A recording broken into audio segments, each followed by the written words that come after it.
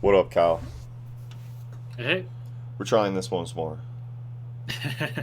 All right, so let's dive right into it, okay? Yep. What is happening in our market space right now? The world is exploding, and we're losing all our jobs. It seems to be right. So, if anybody's been watching, the tech industry in the past, 6 months, 8 months, whatever, right? We've had a lot of layoffs. We've had a lot of other little studios shutting down. We've had a lot of projects that are just like seem to be a little bit more in limbo the last while. Um, we're also seeing part of Deconstructor Fund's 2022 review has been looking back on, hey, like what's the state of the industry over the last while. And what we're seeing is that net revenues declined pretty drastically. I think overall, what was it, like 11% average net revenue? But interestingly enough, downloads are way up still. So it's like downloads are way up. So more people are still playing games, but nobody's spending on the games, or there's a lot less spendage on those games. In some of those categories, in like the dress up games and the home design games, things like match and decorate and stuff like that, it looks like things are down like 20% in terms of net revenue for the year. Like that's a drastic amount of money. Some of these games make what, a couple of just a little bit of money. They make just a little bit of money. We're talking like getting closer to $1 billion titles on some of these things for sure, and struggling to find 20% of that revenue is a big hit to your budgets for the next year. It's a big hit to gaming in general. Now, I would say that some people would be rejoicing in a lot of ways because it's like, fuck mobile, fuck IAPs, dude, fuck all this shit. Get the fuck, Yeah. yeah, that's what you fucking get, me. Yeah, that's what you get. But at the same time, it is like it is our industry. It is something that we have to like pay attention to. We have to look at. We have to like take a moment and try to figure out. Okay, well, how do you try to plan for a sustainable business in 2023 looking at these numbers? If you are like that big product studio head, are we assigned to a lot more layoffs in the mobile game space in the near future? I could see that, just in general. I don't know, I mean, if games aren't performing and they're all free to play titles, what's paying the bills, what's keeping the lights on right now? So I also want to talk about later on how do we pick and choose kind of like how to pivot within these markets, right? Because I think that one of the things that we were talking about was in the last one was more of our predictions was like uniqueness of games is going to be a big, well, I think we feel is going to be like a big driver on what games are going to stand out in front of the other ones, right? Obviously, but I think that real uniqueness is going to be a big thing. But how do you actually go and like decide what are those mechanics and move forward from there? But Yeah. In the past, we've talked about um, what do we do when we're at a crossroads in our game design. That's something we talked about, and that's something everyone can relate to. But now we're taking a step back. This is like, what do you do with your studio, or what do you do with your grand direction of what you want to do? And I don't think we've quite talked about this before, and it's starting to be something that even smaller devs will need to care about because yeah, it's changed quite a bit. The numbers from last year are a little bit alarming, and yeah, you could sit there and be like, hey, oh, it'll get better in the future as we rebound, but you probably shouldn't just rely on that in a lot of ways. Like yeah, even crypto has gone down into a crypto winter, and people are making some serious changes rather than just trying to wait it out. yeah, and you know, look, you tell me, are you making a racing game right now, Calvin? Are you making a racing game right now? Hey, Huh? see, one way to interpret what are the numbers if you were making a racing game right now? What do you got to be worried about? they are bad. The revenue is down 28%. Is the worst performing of the of genres, and downloads only slightly higher. So yeah, here's two ways to immediately interpret this. One is to get the hell out of racing, and another would be to be now's the time to attempt a racing game because other people aren't. So you have there's a number of ways to interpret this. There absolutely is. It is interesting to see that downloads are up for the year. Year over year is what we're really like tackling here, right from 2021 to 2022, or in what year are we in right now? Jesus Christ, I don't even know anymore. Um, or do you look at it as like, oh my god, this is the worst thing possible, like don't make a racing game at all? Because you have to understand, like there's moments and times in markets where cannibalization can happen, right? You could look at this and say, well, people are still playing racing games. Like people want to play racing games. They're just looking for like the next racing game, right? And what is the next racing game?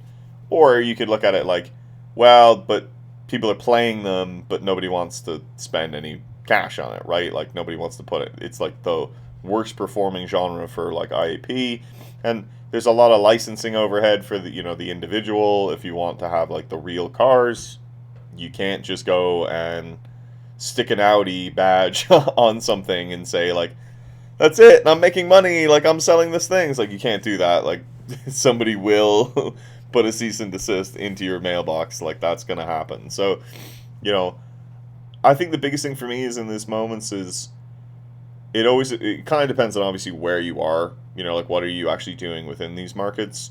I think that it's like more of a slow and steady. I think that right now this year by itself is just a bad year for product. I think trying to ship product in this year is not a great idea. I would personally say that like most like major companies should really hold the gun until we kind of see what's going on mid-year, at least Q2, like figure out like, hey, like are we trending upwards from where we were Q1, Q2, or even Q3, Q4 last year, and see like where, like, is there a major decline still? Is there any uptick in IAP within any of these categories? And then try to pick and choose your window of shipping from there. But right now, I would say it's like, keep working on it. Keep working on your game. Just keep working on your game, because this is not necessarily the window to ship anything in. Yeah. And maybe that's like being kind of nasty about it, but like, global recession, maybe, if you believe any left, right, center, I don't know, like we're being set up for terrible poverty in the next while. So like people are being just a little bit more cautious with their money. So how do you kind of counteract that within this marketplace? And I think it's just a case of saying like, I don't know, it's kind of bad, but like just don't don't ship. Do we say don't ship? Or is there a better way to do it right now where you can put it out and hope that you can get consistent money? I don't think that there's enough ways for us to, one, like, what do we have other than IAP and ad revenue? And can you make a sustainable business just off of ad revenue? You can't. But Yeah, and I'll quickly first I'll say, I mean, your analysis is just exactly what you're supposed to do. And because the last episode we talked about our predictions for 2023, and I do want to say this is I not only in the last episode did I tell everyone, hey, you got to practice prediction, but I always try to get predictions out of people, and this is exactly why. Because we're in a situation where we have relatively low information, and we have to make predictions on what is going on so that you can take advantage of this. This is like a universal thing, and really the only way you can do it is try to get as much information about not just your industry or your genre, but also the world in general, so you can make an accurate prediction. So yeah, the recession, that is a likely candidate. At least from my side, I told you we can go back to a year ago in our podcast. I was like, "Hey, man, these egg prices are killing me," and fucking everyone ridiculous. laughed at me. Yeah. And now they've hit, and my leading indicator of the egg apocalypse told me that this was all going to happen. So He's so maybe justified. It's justified through eggs. there you go. And actually, have you ever seen the show Silicon Valley? Yeah. I Okay. watched a couple episodes. I honestly, Okay. I don't watch techie shows. Like, that You know Yeah. that whole Netflix? Well, no. What was it? It wasn't Netflix, but it had the dude from Always Sunny in Philadelphia, and he was like a game Oh, designer at a studio and yeah, shit. yeah. I I, forgot what it's called. like, nah, I'm not watching this shit, dude. Yeah, This is yeah. like this is like truck people coming home and then playing Euro Truck Simulator. It's like, dude, just get off. Like you're addicted. Like something's wrong here. Like no. Yeah. There's this wonderful scene where the CEO he needs to figure out how to make money, but he's obsessed with looking at Burger King patties. But it turns out he's obsessed with it because he is thinking about the sesame seeds, and that sesame seeds only grow in certain countries, and there's going to be a drought and stuff. So basically, I had all this information about how the world works, and he could make a prediction about the market. So that's effectively what we're trying to do here. The more you know, the more you can make a accurate prediction. But yeah. Well, let's see.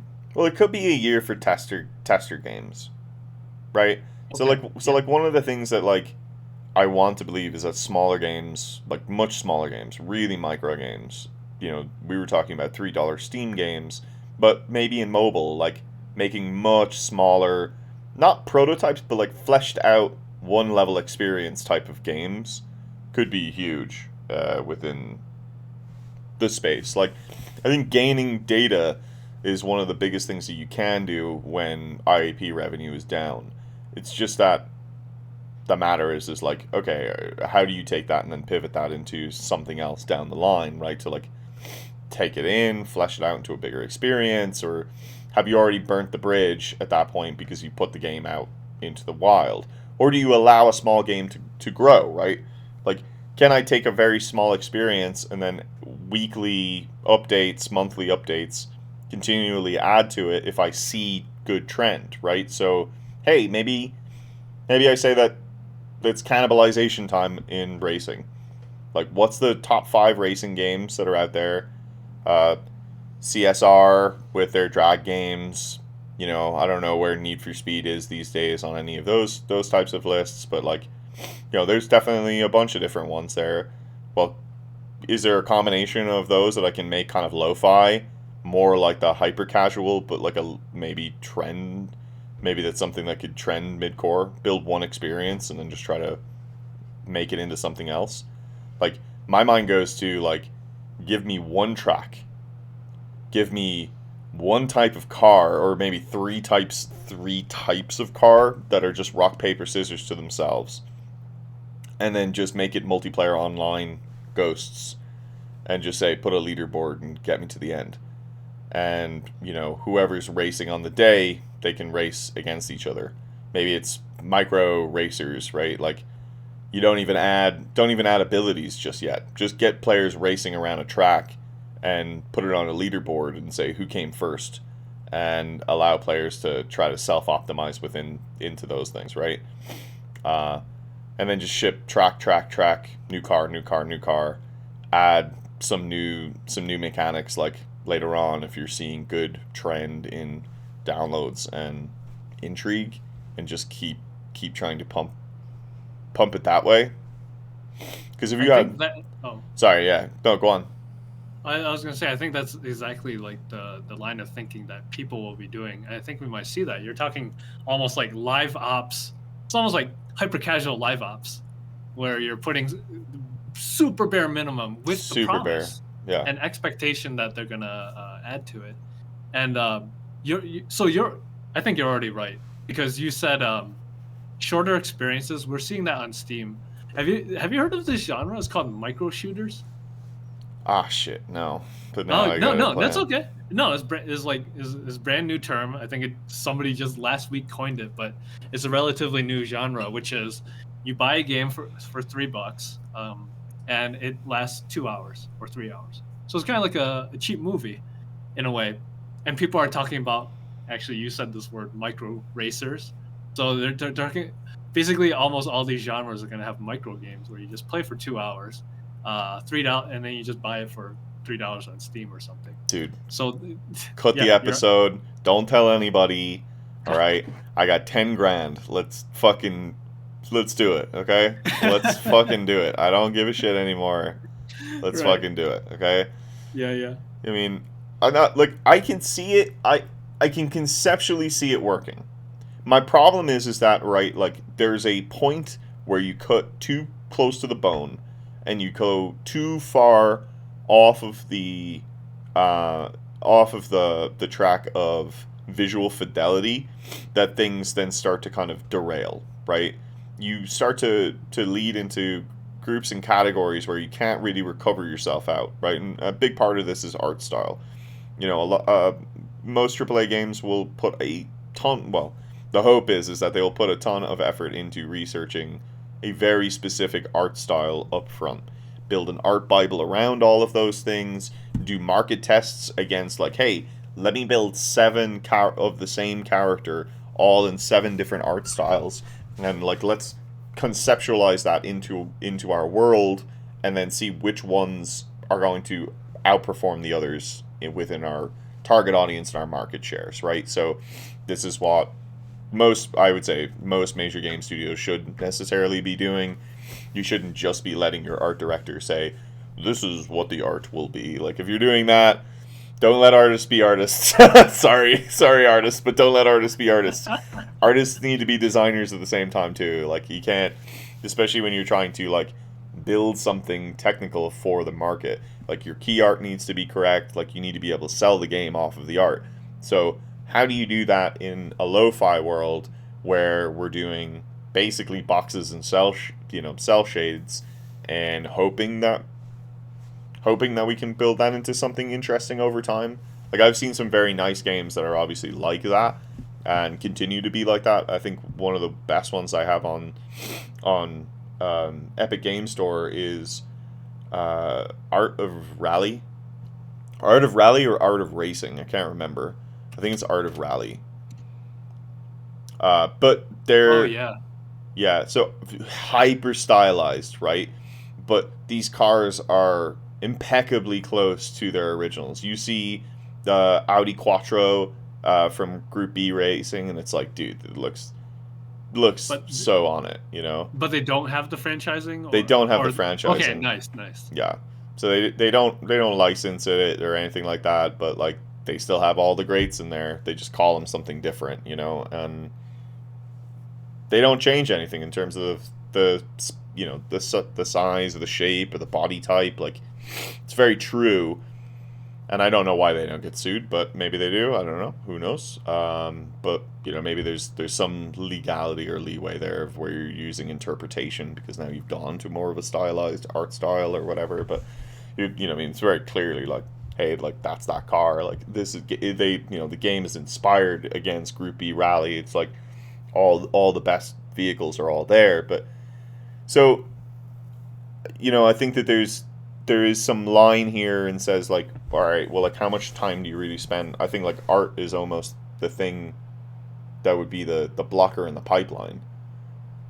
You know what I mean? Like depending on how long you actually want to spend on making art for something that's like hey, even if it was a fighting game, right? You could go straight just circles and cylinders and make a character rig, auto-generated character rig, and just do it Tory Bash style, if you remember that game. Oh yeah. Um, or you could spend some time and actually like make a character, and you could just start a game with, you know, like old school kind of Mortal Kombat. Like they had, wow, they went out the gate with like 7 characters. Like that was it. Like total. How many in the original? Very I think 8 or something. Yeah, it's 8. pretty low. Yeah, like you could even do 3, 4. You know what I mean? If you can start really small and then just make sure that there's a very core difference between all 3 and make sure that each one plays at least like a decent amount different. One can kind of, it has a very defined style mechanically. Then I think that you can go and justify like whether or not you put more time and more effort into it. Yeah, man. Your predictions are you keep saying these things and there is actually already a lot of evidence that's happening. I mean that in a good way. Because the next biggest indie fighter is called Yomi Hustle or Your Only Move is Hustle. I can link it to you later. Okay. The game looks like MS Paint, Fuck and off! there's No way, really? there- it's probably worse than MS Paint, and only 3 characters. And this is going to be the biggest indie fighting game of next year. It actually comes out in like 2 weeks. I guarantee it. It already has a huge groundswell. Jesus. Its tag is that it's a turn-based fighter, like Tori Bash actually. Okay. It's very similar to Tori Is Bash, this but much one? more. Is this one with a grid? It's got a grid No, either side. no. Actually, I'll link it. You can click it if you want. But Yeah, I'll click it. I'll click it. I'll click it. Fuck it. but because it's turn-based, you get the super intricate mind games that the real-time ones can't quite hit. So So tell me that this didn't come from what game jam did this come from? I love the aimer. The jump angle is fucking sick. yeah. No, this I think every single person I know that has played a fighting game either knows about this or has played this. So it's reached everywhere. Oh, so it's kind of interesting, I guess, is that at some like you can customize the look of your character a little bit. That might be the case. No, that's a different character. He slapped a hat on the character and he's like, "Hey, this is a new character." He's No, a cowboy. there's if you look at the video Oh yeah, from the trailer, yeah. let me see if Oh, I customize. I see. Yeah, I see customize your some particle. dude, right? Yeah, but Yeah, that is interesting because like UCG, right, is definitely rife. Like it's like a great yeah, place to kind of like stick some UCG into yeah. something You're like this, right? exactly And then because what was that? What's that fighting game that's like on Twitch, but it's just bots. The game like literally like people oh just bet, and yeah, it's like salty bets. yeah, salty bets, and it's like the most crazy like user generated characters, and like they do the fucking maddest abilities, and you're like, what's happening here? Like, where did any of these characters come from, and how does this game even work? Sometimes it's like a Yeah, total whitewash. Like one character just like blah, blah, blah, just blows up the other character, and you're like, okay, that doesn't seem fair. Doesn't seem like it should happen. I don't know. Um, yeah. I think in general, like people. I mean, you called this. You said everyone's gonna have to get really creative, and that's definitely happening. And I don't want to. Good thing I'm I not creative at all. I'm so not creative, dude. No ideas. Zero. yeah. Got Um, nothing. I I didn't want to bring this up because I feel like everyone and every podcast is going to bring this up, but I'll do it. But AI is going to be very explored in these early days. I don't think we're like super mainstream because it's still a little annoying to set up. But I think especially next year we're going to see crazy AI explosion. Do you think But just machine learning models, or you think like just people just using ChatGPT just to or OpenAI to like generate the idea? I think for the mainstream, it'll just be the tools that are out there, like ChatGPT and Stable Diffusion for images and stuff. But like for example, Stable Diffusion can't. I mean, it can mostly only generate 2D images that are like kind of high quality. So I think we're gonna see like maybe an explosion of visual novels because that's exactly what it's really made for. Making 2D animations not so much. So we're gonna see a lot of static image 2D games or even new genres that are centered around like 2D images all the time. Yeah, can you take a look at the Deconstructor fun article there or the email and see and what was the narrative story one? There's a line on narrative story games. And it's totally true. I've seen enough people now. It's like I wrote a book in 2 months, and it's like, all right, cool. But I'm more. There was a Ghibli Studios director or artist at one point. There's some videos that floats around on Reddit all the time of like him like talking to these guys like back in the early days of the 2000s, and they're like showing him computer graphics and computer animation, procedural animation, and they clearly couldn't figure it out. They clearly couldn't figure anything out. So what they did was is that they just made these horror characters with like no legs and body arms, and just was like, look at it move. How crazy is this? You could Yeah. make very, very grotesque horror things with this. And the guy just looks at it and just goes and says like, this is an abomination to everything I do. Like, you are just slapping me in the face. Like, this is the worst thing that I have ever seen in my entire life. This sucks. And basically the guys are like, but I think that the end story is the same thing as when we look at the AI results right now, which is the results are still they can allow you to explore a box very quickly, but taking that human element out of it a little bit more, I don't think helps necessarily. I think that you get into like a very like the if you look at the videos, there's like a bunch of them now, right? But like I've at least watched like two or three that are like Chat GPT like made this video game, right? And this person's just typing to it and saying like, give me the component for this. Like, what game would you make?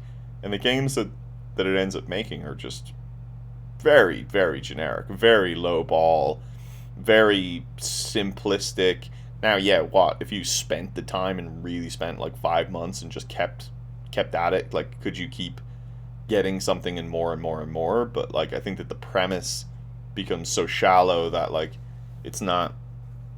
We're not really getting enough. Like, taking that human creativity element out has not necessarily helped the ability for us. Like, we might be able to get more games out, but we're not getting the quality of games or that uniqueness or that feeling that we necessarily desire. It's like we're making the same game again. So it's like, okay, because it's just pulling from classic tutorials, right? That have been out on the web for however amount of time. They're probably ranked higher than everything else, within the search results. So you say, make me a game, and it's making you a Unity tutorial. You know what I mean? Yeah, I have not. I've explored it quite a bit for game design. I have not even been impressed once by its game design ability. So You're hilarious. total agreement there. But I've been a little impressed. okay, but yeah, I've been relatively impressed for what it is. But like, I would never make a direct game based on a prompt. But But certainly on the oh, yeah, on the art side, the Mid-Journey stuff is kind of nutty. the art side, I mean, good luck, artist. Like, you are in serious trouble right now. Dude, you're fucked. The human element is like, it's not that like it can, yes, there's a human element that can probably push something, but like for graphics that people really enjoy, I don't know if people will really seek out human ones over AI, at least in 2D images. Like, obviously they can't rig up a 3D art, so maybe we'll see an explosion in 3D games just to combat AI. I don't know. It'd be cool to see, an AI just mesh me something real quick. You know, Yep. Yep. build me Prince of Persia character that's in the modern day. I don't know, like something like this, right? And like it just builds you that 3D mesh, rigs Yeah. it instantly for you, and you're like, all right, sweet. But I think that like those things, they make great screensavers, right? I think I'll always say this: like, the more conceptual art that you can get around your product, around your game, is the better that you can visualize, conceptualize, and kind of like put that in front of people to like communicate the idea. I think the better. But what Midjourney or any of these things won't do is say like, okay, now make that character look like this. Now take that character and like put that character over here. Like, hey, like, can you move those pixels like a little bit more to the left, right? Somebody else is going to have to do that pencil pushing. And I think that understanding that whole thing is maybe a different story. Now, I'm also like limited. We're seeing the first phase rollout of all of this too, so this is just going to keep exploding. It's just going to keep getting crazier and crazier. So it's definitely worthwhile like learning how to integrate these things as much as possible into into your stuff. Like I've always constantly wanted economic AI models, right, for mobile games, Ooh. right, that are just constantly retuning the game, constantly looking at all of the new player inputs. They're constantly taking in every stream and then spitting out new balanced economies based off of like player engagement and retention. So it's like tagging, like, hey, a bunch of players seem to make IAPs within this cluster over here. Well, okay, great. Well, what's actually the trends that's doing that? Let's look at their income generation line from there. If everybody's on that line, then most of the time they'll spend here, right? And I think that there's a great call to say that AI models for things like that is something that's not been, it's being explored internally, but has not come to fruition just yet. Man, that'd be great because a very simple thing is, hey, my players are getting through my content in 20 hours, and we really need it to be like 30 hours. And then you need to, manually rebalance the spreadsheets and everything. That would be pretty impressive if you could just ask an AI to spit out like 10 variations to A/B test Yeah, and see. and right now it's like completely and utterly human element, Yeah. and it's like one person, one or two people, and then a lot of data analysts. So why wouldn't you just, hey, let's make a neural network and cut an entire department? I Yeah. need to save money. And then they could analyze it probably faster than yeah, the whole thing. And it'd be real time all the time. It could even be making live updates if you wanted it to. You could just push it straight to prod and just say, go, cool. Just let Yeah. Yeah. do what you want to do. Change the underlying data. Just get it out there, and that would be absolutely massive. But let's see. You just completed a game jam, another one. Thank you. Yes. Yeah. Do you want me to break it down, or did you have a follow-up question? So my the Oh lead yeah. into the lead into this is mostly one, yeah, like talk about it. You know what I mean? How was your experience? Because you think you approach this one a little bit differently than you would normally. Normally, your whole thing is like, I want to build the most unique game possible and kind of fill it as much content as possible within these things. But you took a little bit of a different direction. I think for your own personal growth, which I appreciate, um, sacrificing your kind of like fun and passionate time to, and also a big part of your getting your own name out is how unique and how action packed your games can be within these short time periods. It really is a testament to your character and ability to be able to produce content fun at a clip and as extremely fast, with you and your partner.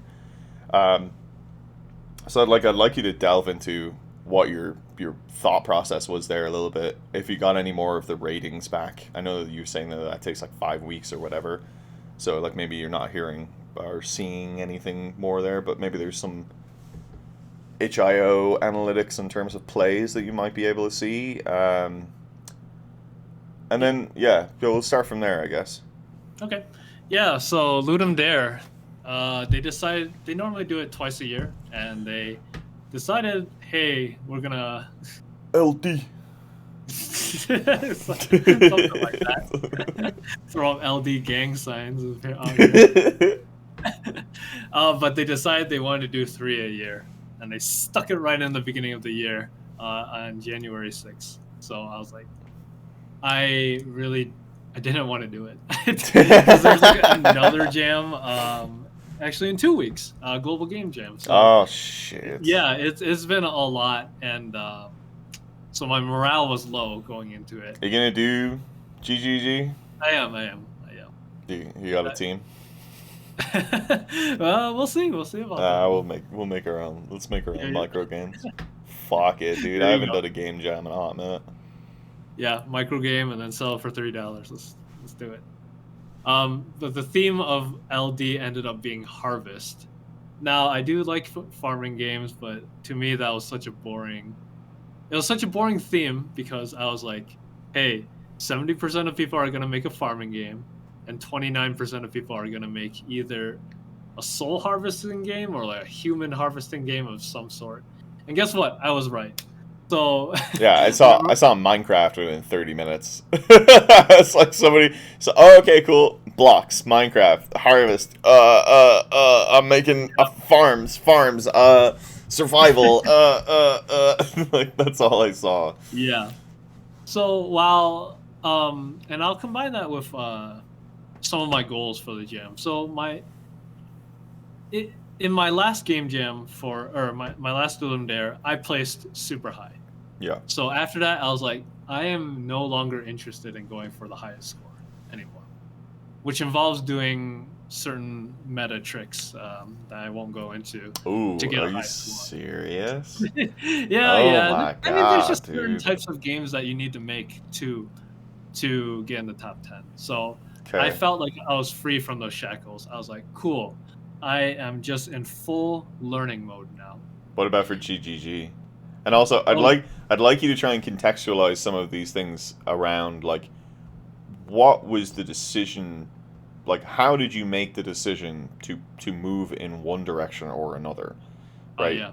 So like in all of this type of stuff in terms of this whole hour long that we're talking here, the overarching thing is like how should I move and how should I know how to move? How should I actually make a decision in terms of when do I go? Or do I just pick a direction and run it until I don't have any more time and just try to and just say that was it, I made my choice and go from there. Like No, that's definitely a good reminder.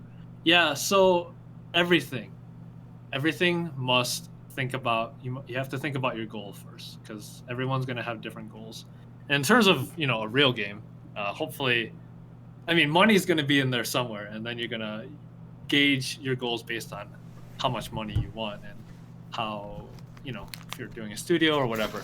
So in this case, my yeah, exactly, exactly. Um, in my case, my goal was these game jams are now just full learning mode. So I want to do different things and not do the things that I am good at. So I didn't want to do a game with progression because I I have had a lot of practice with upgrades and throwing out upgrade systems and seeing how they work. So I was not interested in that. So I wanted to just make a pure arcade action game. And on top of that, my wife wanted to work on is a technology called Live 2D, which is a tech that gotcha games and VTubers use, which is it takes a 2D sprite and then makes it 3D. So that took a lot of time. So basically, we spent a lot of times on things that we don't know a lot, just so we can get practice with it. And I ended up making a arcade game, which is not usually in my wheelhouse, and basically getting practice on that. And in terms of its reception, it is like a different audience. There's a lot of people that know me for my upgrade and progression games, and they're like, "Oh, I'm not used to seeing this. I wish you put upgrades in it," but I don't care. mm-hmm. The comments do not matter to me. It's just what I learned at this point. So, oh, What did you learn? hmm. What was the goal of learning, I guess, in this one? Oh, yeah, yeah. Just learning about Just the new technology really on that side, like it was technology, and on the design side, I had learnings about arcade games, and because the arcade is the core of your game. The core of your game is going to be a very short action loop, okay. almost always. And for example, I did come into a crossroads talking about decisions. I came to a crossroads where I had a simpler game, which is what you see now, and I had a friend that was like, I wish this game had enemies and obstacles and pinball bumpers and stuff. Oh, well, that's the evolution. Maybe, maybe. Um, so that this is a typical crossroads for any game, which is what am I going to do or what am I going to add? And I thought about it, but I came to a relatively quick decision that I wanted this game to just be more elegant. I wanted it to be more simple rules, but with a long mastery curve. Now, it does have that. And if somebody is motivated to play the game, like somebody wants to beat my high score, they will Mm-hmm. play for a long time. I have seen this in my analytics. Some people will play more than 100 games to try to beat me. But what it doesn't have is the motivate. Nerds. What it doesn't have is the motivation factor. Like maybe if I had a leaderboards, more people would move into that. Sure. But for the most part, people only played a few games. And maybe if I had bumpers and enemies, it would have carried those people more. So I guess I got a lesson in elegance and when you may or may not want that sort of thing. Well, it's true, right? Like, I think that in a lot of ways, we, people, we always talk about uh, games being easy to learn, hard to master, right? It's like a great core pillar of mobile. It's tries to talk to the skill curve of your game, tries to talk to like how much mastery that there really is, how much ceiling there is, right, in terms of your gameplay, how deep your game really is in terms of mechanical depth.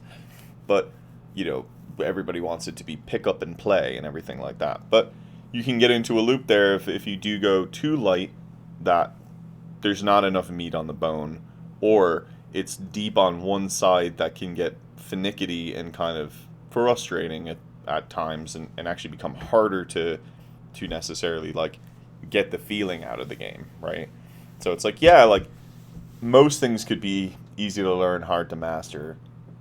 Making coffee is easy to learn but hard to master, right? But it all depends on, do you actually care to make barista coffee, right? Like, if I want to make the best cup of coffee in the entire world, well, then do I need an espresso machine? Do I need to go and like get the crazy teapot that has like a little spout thing on it too? Do I have to now make sure I have a temperature gauge on my kettle and make sure that it's getting up to this exact degrees and I don't burn the beans or something? Or do you just like do what I do? Pour some fucking hot water across some brown and just like get some soupy bean water and just shove it in your face. Yeah. I I can't I can't I oh microwave coffee, by the way, a lot. I microwave a lot of coffee. It's nice. fucking terrifying. I'm Yeah. I'm a psychopath, but like that's good enough for me, right? So mechanically, in terms of coffee making, I've gone very shallow. Like I've my bar, my ability, and my want to actually hit the top of that mastery curve is very small. So how do we guess, like, do we influence that, or do we just kind of let players like fall into those lines? Is that where I, additions come in? I can't agree more with what you said. Like there as you're talking about easy to learn, hard to master. I was just thinking there's like this third element, which is want to master.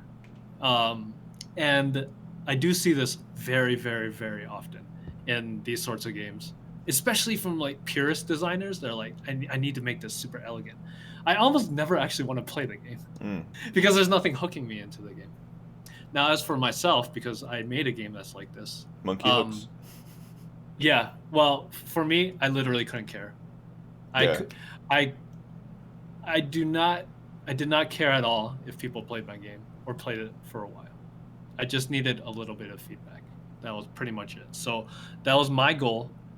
It was to just pure learning. I did not care about having a nice tutorial, Yeah. and doing more things to motivate them. Like leaderboard. A leaderboard would have been easy, but I've done a leaderboard before, and I don't need to practice that. So that was my thinking. But man, people need to have better hooks in general. Did you learn anything from the analytics that you put into the game? Because that was like a big push for yourself, right? Was to learn how to use, put in some analytical hooks, try to get some data back, because you haven't normally done that with your other, uh, well, any of them, right? Yeah.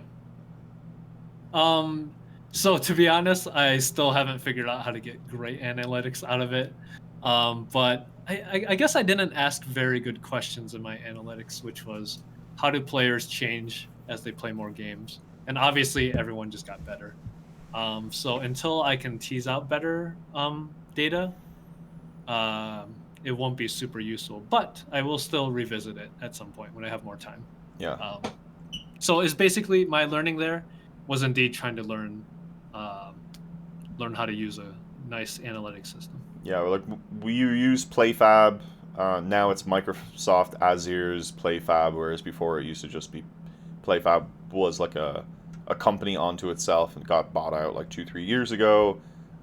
They do some great stuff for like back end services and things like that, but a little bit weird on the pricing model. But they've got a good free model at least. It's not terrible at all. But you were using that for your kind of like gaining your analytics or sending your analytics. But yeah, when we looked at it, I mean, we gotta look at it again at some point. But it seemed like you were trying to do too many things. Like my core focus with analytics is like I want you to send the individual bytes of data. Like I need to know like level complete. I want to know when you completed a level. I don't need to know like what your state of your game was kind of necessarily at that point. I just want to know like did you complete that level? Because I can backtrack and figure out like kind of where you were. And, like I want to see the player journey across a bunch of different trends rather than like basically what I would say is like take that data as like raw and then bring it in, stick it in a spreadsheet, and then be like, okay, how did that trend out with all of these other users, rather than trying to like answer the questions in the analytical pipeline themselves. But you know, I mean, that's where you get into like let's build funnels and you know all these types of nice things of drop off and like did you complete this, did you start this mission but then didn't complete it, and like okay great, now we can take that as a data point, like what was the moment there that caused that drop off, like how many people did started this step, this tutorial step or this mission and then never completed it, never did anything. Okay cool, something's wrong there. um, Yeah. and then try to like let yourself go from there. But I don't know, where are we at now in terms of time? 8:33. uh That I never quite know when you need to leave. you're good, we're at 47 minutes. um Okay. I mean, we can call it here. It's. I think it's just. It's very interesting. I think that where and how to move within this different phase of a what was a constantly growing market space for since the App Store started. It was a consistent year over year growth, and to now have shrinkage within that industry, especially some of these more drastic ones, where we're saying like 20% net revenue down. Like that's insanity. Like that actually, that's like whoa. Like shit's fucked. Like companies are going under type of Yeah, numbers. You know. and keep in mind while the downloads are going up. So this is like a clear indication that people are less willing to spend. Maybe the monetization models need to change. I mean, there's a lot of opportunities and questions here. Absolutely. Well, you know, I mean, just I guess to keep us here for like the 3 seconds, right? In your opinion, what do you think would be the monetization changes that people should make within these things? Should it be more direct content IAPs, right? Where it's like I buy to own, you know what I mean? So I'm it's not like 199 to like hey get this super consumable pack, but in this world of that we're talking about of super small micro games that grow heavily over time, should there just be you know buy it for life type of things again, you know? Now, I won't. I'm gonna start with the Steam market.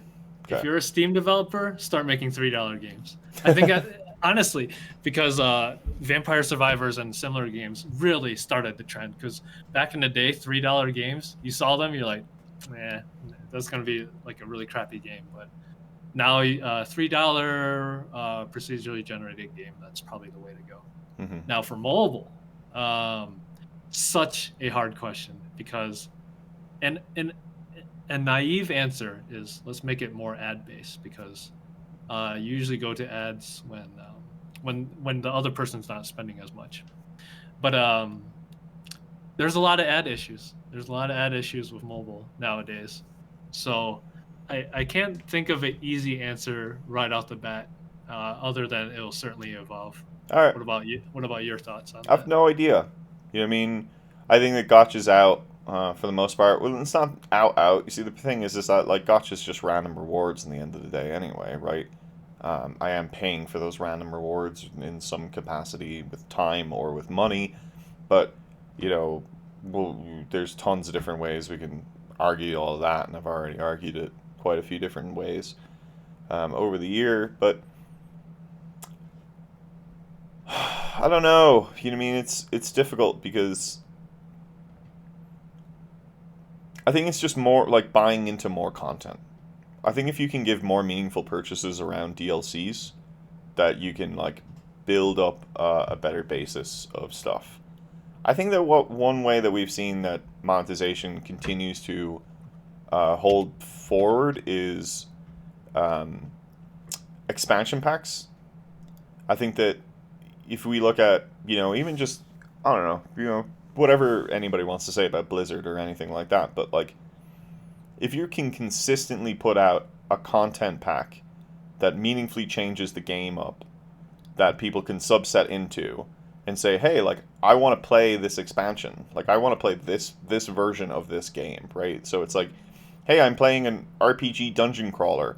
Well, make me the Diablo pack, and now all of a sudden I can make the game and have all the stats like Diablo, and I can put gear into the stats like Diablo, but we make it kind of like a shorter term experience with a bunch of like random loot and kind of like fall into that trope. And then the next expansion is the Lich King expansion. Now all of a sudden I'm playing the same RPG, I'm playing the same mobile game, but now I'm playing in a different context, right? Like I'm playing, you know, maybe more party based, maybe more not so much loot and scoot. It's much more about positioning and about, about your game knowledge and gear around the box and being prepared when you're kind of coming in, a little bit more skilling involved up front before you actually get to the end game content. So it's like, okay, like does that meaningfully change up the game? And do those two like play into each other nicely? Do they play well? Well, maybe, but you could always have people who are churning on one type of game and just be like,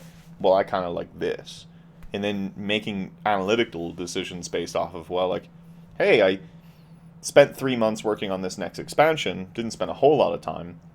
I'm going to put it out for $5. We've already gotten 30,000 players in. They're mostly churning on the newest expansion, but there's still some players that are like along the tail. Then you can go and say, well, cool, like most players are centered around this pillar of my title. Now all of a sudden you can say, well, how many people jump to the next expansion? Well, if they're not jumping, well, can I make an incentive there? Or can I listen to the audience and say, what did I do wrong? And then make a different choice on your next expansion and say, let's make an expansion that's kind of like this one, but more in theme of this one, but moves this way. And maybe next one, then you can completely change the game up completely and utterly. But I, I don't see a reason why more expansion pack based expenditure wouldn't necessarily work, right? We're going back to the 90s, going back to the 2000s where we actually had expansion packs. Here's the biggest thing is that net revenue would still be down overall, right? Yes. IAP and consumable IAP is way too big, right? It's way too formative. It's too easy to say like, hey, like I need these consumables right now. I will always need these consumables. I will need these consumables throughout the game. So here's multiple different opportunities to spend and to get these things, right? But Yeah. in a world where if players are kind of burnt on that, right? Diablo Immortal, we're already seeing it, and we're kind of going crazy about it, or at least the overall PC market is going crazy about it, coming to a mobile title and being like, this is ridiculous. What is this? And then keeps on spending $30,000, and then complains that they had to spend money. It's like, shut the fuck up, dude. But what you gonna do? Uh, we're seeing like these trends like coming down. Like, then maybe it's a better place to say like put your money where your performance is, and then build some smaller IAPs into the baselines. that don't buy into progression necessarily, but maybe like help you along the way. XP pack, accelerators, things like that. Might get you a couple of schmeckles on the back. Especially if you can Yeah, do early adopter packs at different price points and things like that. it's so tough to get rid of IAPs because if you do the expansion pack way, it's not necessarily just revenue. It's like profits will go down because obviously the cost to make an expansion pack versus one new gacha waifu is drastically different. Yeah, Unfortunately, yeah, for almost the same price. yeah. Why make an Some entire expansion pack for $20 when you can make a new gun for like $5? Yep, some of these skins, I mean, they're $20 and people buy them, and that's the cost of an expansion pack usually. Yeah. Ooh woo. All right. Fuck it. I'm out. I'm done. I can't believe I just did that. All All right. right. All right. Thanks, Calvin.